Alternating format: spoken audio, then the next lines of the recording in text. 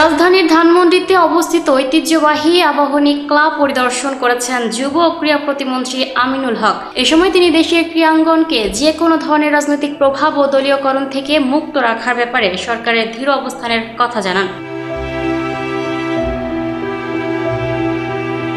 শনিবার 25 এপ্রিল বিকেলে পরিদর্শন শেষে আয়োজিত সংবাদ সম্মেলনে প্রতিমন্ত্রী বলেন, স্বাধীনতার পর থেকে আবাহনী ও মোহামেডান স্পোর্টিং ক্লাবের মধ্যকার প্রতিদ্বন্দ্বিতা বাংলাদেশের ফুটবলের গৌরবময় ঐতিহ্যের অংশ।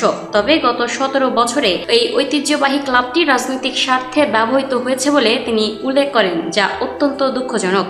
তিনি আরও বলেন, বর্তমান সরকার সেই ধারা থেকে সরে এসে ক্লাবগুলোকে স্বাধীনভাবে পরিচালনার উপযোগী পরিবেশ গড়ে তুলতে কাজ করছে। আবাহনী ক্লাবেরও ব্যবস্থাপনা পুনর্গঠনের মাধ্যমে ফুটবল, ক্রিকেট সহ অন্যান্য খেলায় ক্লাবটির হারানো গৌরব ফিরিয়ে আনার আশাবাদ ব্যক্ত করেন তিনি। প্রতিমন্ত্রী বলেন, ক্রীড়াঙ্গন মাদকের বিরুদ্ধে লড়াইয়ের অন্যতম কার্যকর হাতিয়ার। যুব সমাজকে নৈতিক অবক্ষয় ও ডিজিটাল আসক্তি থেকে দূরে রাখতে খেলাধুলার বিকল্প নেই। তিনি মাঠের প্রতিদ্বন্দ্বিতা মাঠেই সীমাবদ্ধ রেখে মাঠের বাইরে সব ক্লাবের সংগঠক ও খেলোয়াড়দের মধ্যে সৌহার্দ্যপূর্ণ সম্পর্ক বজায় রাখার আহ্বান জানান। এ সময় মোহামেডান ক্লাবের কর্মকর্তাদের আবাহনী পরিদর্শনে উপস্থিতিকে তিনি স্পোর্টসম্যানশিপের উজ্জ্বল উদাহরণ হিসেবে উল্লেখ করেন।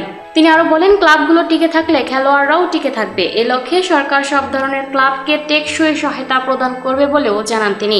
দেশের ক্রীড়াঙ্গন ও খেলোয়াড়দের উন্নয়নে সরকারের নেওয়া বিভিন্ন উদ্যোগের কথাও তুলে ধরেন প্রতিমন্ত্রী। আমিনুল হক জানান, খেলাধুলাকে পেশা হিসেবে প্রতিষ্ঠিত করতে ইতোমধ্যে 300 জন খেলোয়াড়কে ক্রীড়া ভাতা দেওয়া হয়েছে। আগামী অর্থবছরে এই সংখ্যা 500-তে উন্নীত করার পরিকল্পনা রয়েছে।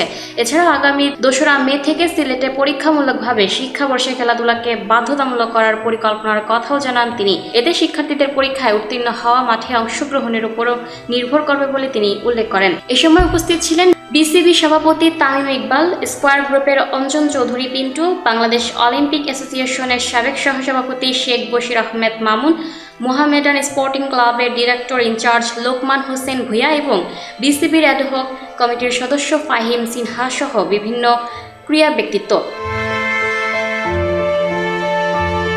Lucky Akhter, up to date news, Dhaka.